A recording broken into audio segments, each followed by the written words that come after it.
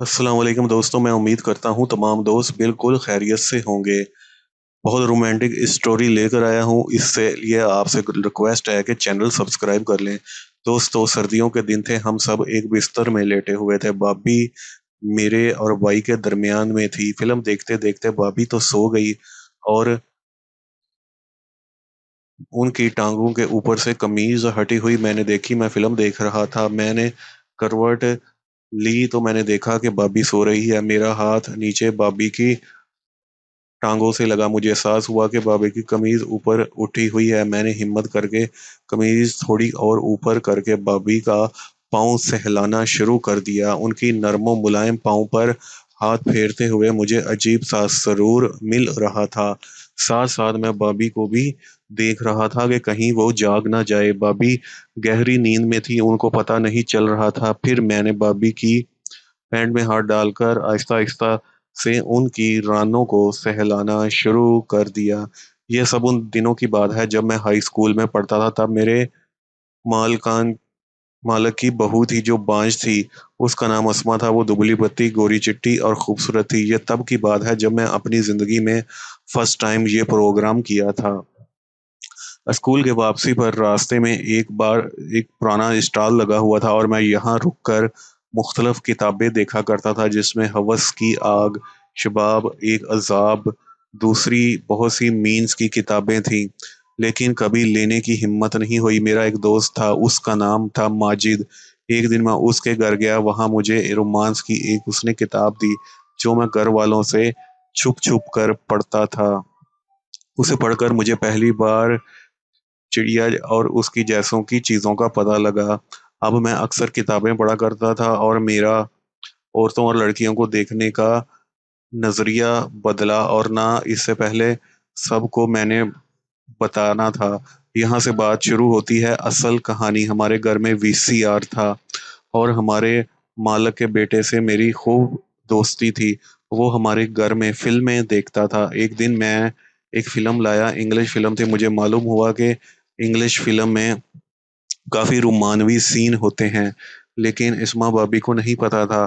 Film लेकर घर आया तो अम्मी घर पर नहीं थी। वो बाजार गई हुई थी और चाबियां अस्मा भाभी को देकर गई थी। मैं वीसीआर पर फिल्म लगाने लगा तब अस्मा भाभी भी पूछने लगी कि क्या कर रहे हो हादी। मैंने कहा इंग्लिश फिल्म, ये सपेरों की डरावनी फिल्म है। भाभी बोली मैं भी देख लूं। मैंने कहा नहीं भाभी, आप डर जाओगी। तो भाभी बोली नहीं, मैं नहीं डरूंगी। क्योंकि मैं क्यों डरूंगी, तुम फिल्म लगाओ, देखेंगे। खैर मैंने फिल्म को लगा लिया और भाभी के साथ बैठकर फिल्म देखने लगा। एक सीन आया जिसमें एक लड़की बस दे रही थी और एक सांप आ जाता है और लड़की की चिड़िया पर काटता है, जिससे लड़की मर जाती है। ये देखते ही भाभी कहती है हटाओ इसे, कितनी गंदी फिल्म है। मैंने कहा भाभी आप जाओ, ये एडवेंचर फिल्म है। तब ही भाभी बोली ये कैसी एडवेंचर है जिसमें लड़की सांप को के साथ ये सब कुछ कर रही है और वो सामने। मैंने कहा भाभी आप जाओ यार, मुझे देखना है। भाभी नहीं गई और देखती रही। 15 मिनट बाद एक और सीन आया। भाभी फिर चुप रही। फिर आधे घंटे बाद एक और सीन आया। भाभी फिर चुप रही। आखिर में मैं भी डर गया कि जब वो शाम को मारता है तो वो मुझसे कहने लगी कि फिल्म बहुत गंदी थी, ऐसी फिल्में मत देखा करो। वो मुझसे आंखें नहीं मिला पा रही थी। खैर कोई बात और याद होगी। कभी कभी भाभी ने मुझे पढ़ा भी दिया करती थी। एक दिन भाभी मुझे बायोलॉजी पढ़ा रही थी और फ्रॉग पर चैप्टर था। भाभी ने जो कपड़े पहने हुए थे वो बिल्कुल सफेद रंग के थे। भाभी के कपड़ों में छोटे छोटे सुराख थे और जिस पर वो सुराखों के ऊपर डिजाइन बने हुए थे। मुझे इसमें भाभी का बदन साफ दिखाई दे रहा था।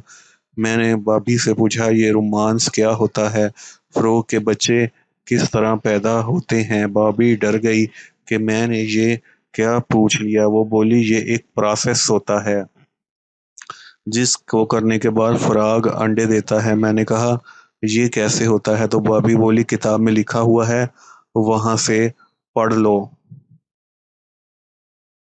मैंने कहा ठीक है, मैं वहां से पढ़ लूंगा। मैंने पूछा भाभी ये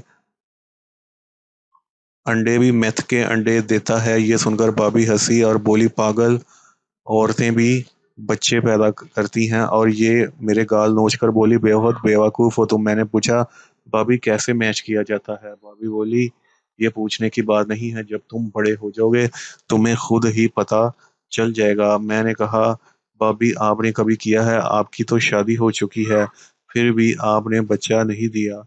भाभी मेरे इस सवाल पर शशक कर रह गई। उसका चेहरा लाल हो गया और वो नीचे चली गई। उसके बाद काफ़ी दिनों तक मैंने भाभी की शक्ल नहीं देखी। जब भी मैं उनके पास पढ़ने गया, वो मुझे उनके नौकर के पास जाकर मुझे वापस भेज दिया। एक दिन मैं फ़िल्म लाया, उस स्पाइडरमैन और सबको मैंने बुला लिया। फ़िल्म देखने के साथ-साथ भाभी भी आ गई। सर्दियों के दिन थे, हम सब एक ही बिस्तर में लेटे हुए थे। भाभी मेरे और भाई के दरमियान में थी। फ़िल्म देखते ही भाभी सो गई और रज़ाई में से उनकी टाँगों से थोड़ी-सी कमीज़ ऊपर थी। एक मैं फ़िल्म देख रहा था, मैंने लेटे हुए करवट ली, देखा भाभी सो रही है। मेरा हाथ नीचे भाभी की टाँगों से लगा, मुझे एहसास हुआ कि भाभी की कमीज़ जो है वो ऊपर उठी हुई है। मैंने हिम्मत करके कमीज़ थोड़ी और ऊपर करके भाभी का पाँव सहलाना शुरू कर दिया। नरम और मुलायम पाँव पर हाथ फेरते ही मुझे अजीब-सा सुरूर मिल रहा था। साथ-साथ में मैं भाभी को भी देखता रहा कि वो कहीं जाग न जाए। भाभी गहरी नींद सोई हुई थी, उनको पता नहीं चल रहा था। मैंने भाभी की पैंट में आहिस्ता से हाथ डाला और उनकी रानों को सहलाना शुरू कर दिया। और सहलाते-सहलाते मैं भाभी साथ जुड़ भी गया। मैं उठकर बाथरूम चला गया, बबलू को साफ किया, दोबारा आकर बिस्तर में लेट गया। भाभी अभी जाग रही थी। मैं डर गया था कि शायद उनको पता चल गया है, लेकिन उनकी तरफ से खामोशी पाकर मुझे इत्मीनान सा हुआ। फ़िल्म खत्म हुई तो भाभी और भाई साहब उठकर अपने कमरे में चले गए। अगले दिन मैं भाभी के पास पढ़ने गया था, तो वो मुझे गुस्से से देख रही थी और मैं पास बैठा था। वो मुझे कहने लगी कि रात को मेरी टाँगों के साथ क्या कर रहे थे? मैंने कहा, कुछ नहीं। वो कहने लगी, अभी तुम्हारी अम्मी को शिकायत लगाती हूँ। मैं रोने लगा, मुझे माफ़ कर दें, आइंदा मैं ऐसा नहीं करूँगा। फिर मैं किताब निकाल कर पढ़ने लगा। कुछ देर बाद भाभी मुझसे पूछने लगी, तुम्हें मैं कैसी लगती हूँ? ये बहुत ही अजीब-सा सवाल था। मैं परेशान हो गया। मैंने कहा, भाभी आप मुझे बहुत अच्छी लगती है। हाँ, बहुत प्यारी हो। भाभी मुझसे पूछने लगी, तुम्हें मेरे पाँव सहलाना अच्छा लगता है? मैं भाभी की तरफ देखने लगा और कहा, हाँ भाभी। मेरा हाथ भाभी ने पकड़ लिया और उनके नरमों मुलायम हाथ का लम्स पाते ही मेरे जिस्म में चींटियां रेंगने लगी। उन्होंने मेरे हाथ को अपनी टांगों पर उनके दरमियान में रखा और उनको सहलाने लगा। फिर मुझे भी बहुत अच्छा लग रहा था। भाभी पूछने लगी, हादी क्या तुम्हारा भी दिल करता है कि अपनी भाभी को देखूं? हाँ भाभी, दिल करता है और कभी पर्दे में जाकर आपको ओपनली देखता भी हूँ। ये सुनकर वो शर्मा गई और मुझसे मोहब्बत करने लगी। अब मैं भी रोज़ उनसे मोहब्बत करता हूँ और पढ़ता भी हूँ और मेरे दिन अच्छे गुज़र रहे हैं। तो दोस्तों, ये थी मेरी कहानी। आपको कहानी कैसी अच्छी लगी? मज़ीद इस तरह की कहानियों के लिए मेरा चैनल सब्सक्राइब करके घंटी के बटन को दबा दें, ताकि फ्यूचर में आपको ऐसे वीडियोज़ के नोटिफ़िकेशंस मिलते रहें। इजाज़त दें, नए वीडियो में फिर मिलेंगे, तब तक के लिए अल्लाह हाफ़िज़।